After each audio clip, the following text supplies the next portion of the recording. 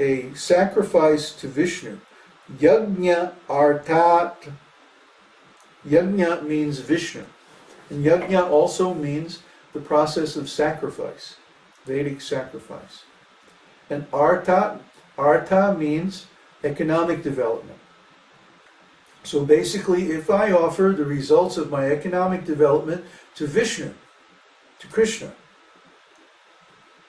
then no more karma bandhana. Huh? He says, karmanaha, yajna artat karmanaha. Work that's offered as a sacrifice to Vishnu. Anyatra loka karma bandhanaha. Or else, karma bandhana. Either offer your work to Vishnu, or you're going to be entrapped in this karma bandhana. It's very simple. So in our material life, we are conditioned to work for reward. Huh? Just like a dog who you see when they train dogs, huh? They say, stand up. So the dog stands up, and then they give him a little snack. Now, okay, sit down. So the dog sits down, they give another snack. Every time the dog does something, they reward him with some little sense gratification. And that's the way we are in this material consciousness. Huh? We do a little work, and we get a little money as a reward. They know this. Try to understand. The people who control society are very, very aware of this conditioning factor. Conditioned consciousness. You look up the word conditioned. What does it mean? Something's been pounded into the person? Under a set of rules. Conditioned means it's affected by some rules or conditions. Right? In other words, if certain conditions happen, you're always going to do something. Like the famous Pavlov experiment where he conditioned dogs that every time he served them food, he would ring a bell. And pretty soon, just by ringing the bell, they would salivate, even if there was no food. That's conditioning. So the whole educational system, the whole media, the whole religion and material world, everything is designed to condition us to karma bandhana, the bondage to fruitive activities. I have to work to get my food. Yes, you do. But you can work in such a way that your work is a sacrifice to Vishnu or Krishna. How do you do that? Well, you follow Krishna's directions for work. And what does Krishna direct us to say? He says, offer the result of your work in sacrifice. Work done as a sacrifice for Vishnu. And the whole process of devotional service is nothing but work done as a sacrifice for Vishnu. What is work? Well, in the broadest sense, every time we exercise our organs of action, that's work.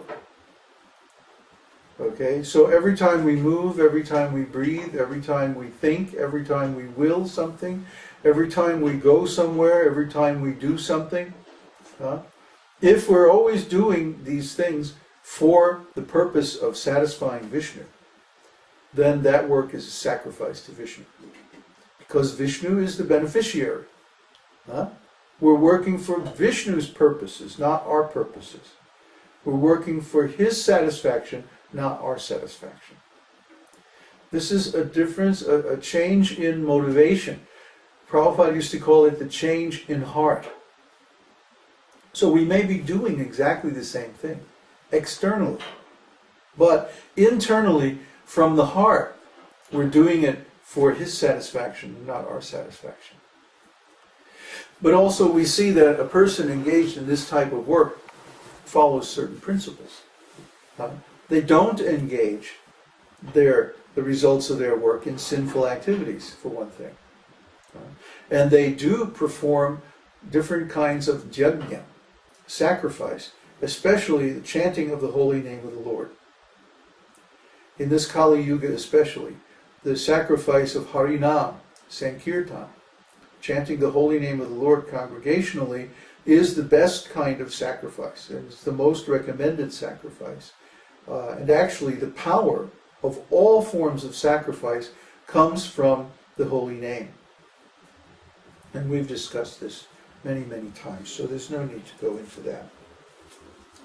So then Krishna continues, Sahayagya praja srishtva puro vacha prajapatihi anena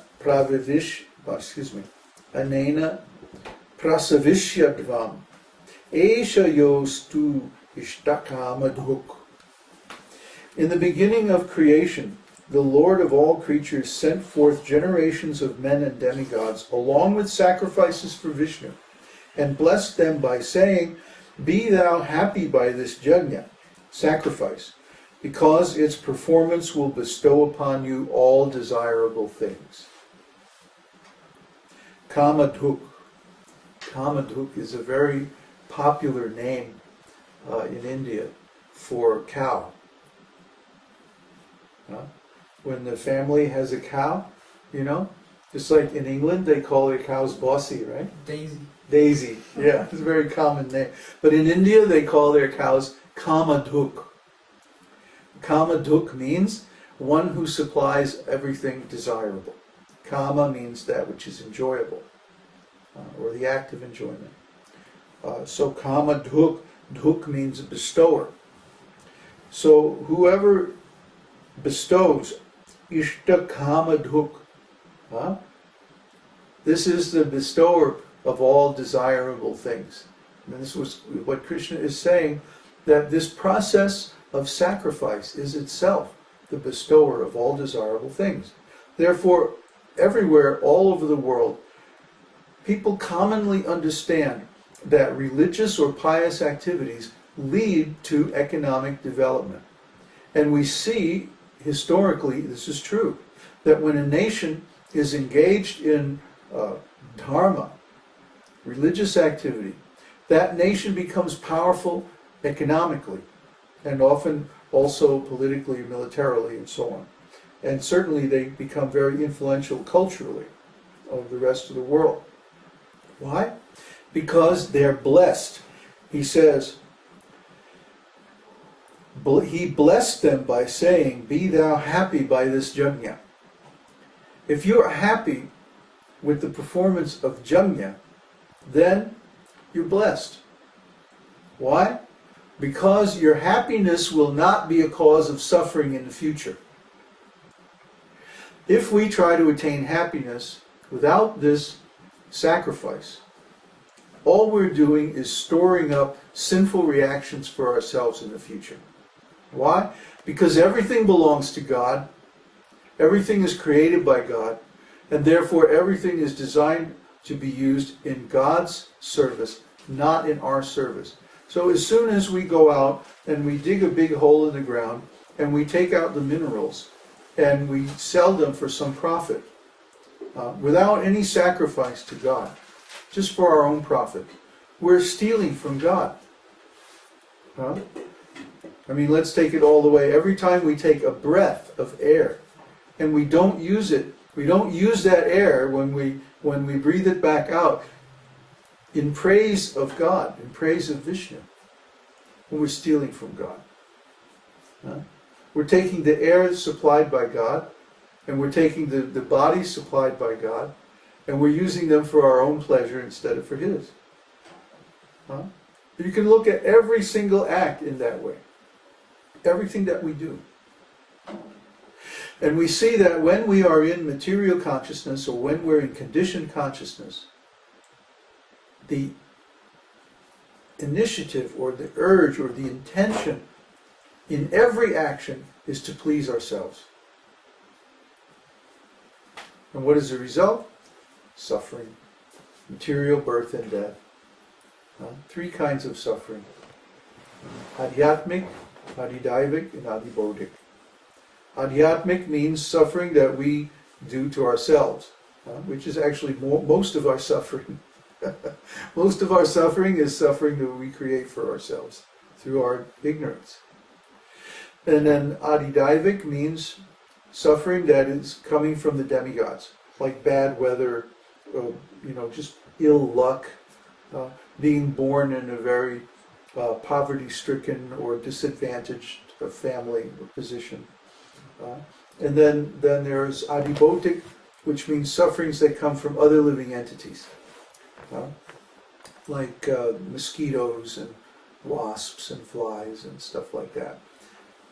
So all this suffering is coming only because we are born in this material world. Because of being here. Everybody has to suffer these things. But why are we born here? Because we wanted to enjoy the results of our own work. But yet, everything that we do for our work